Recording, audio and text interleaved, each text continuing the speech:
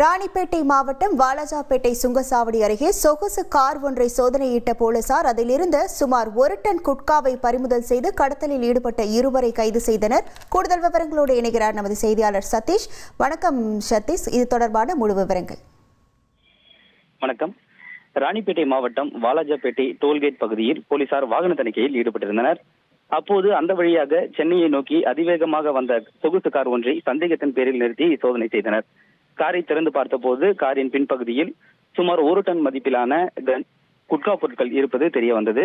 இதனை கண்டு அதிர்ச்சி அடைந்த போலீசார் காரை ஓட்டி வந்த இளைஞர்களிடம் விசாரணை நடத்தினர்.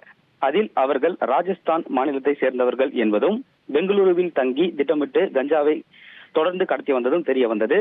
இதனைத் தொடர்ந்து இருவரையும் கைது செய்த போலீசார் அவர்களிடமிருந்து சுமார் 1 டன் மதிப்பிலான குட்கா பொருட்களை பறிமுதல் செய்ததோடு அவர்களை கைது செய்து சிறையில் அடைத்துள்ளனர்.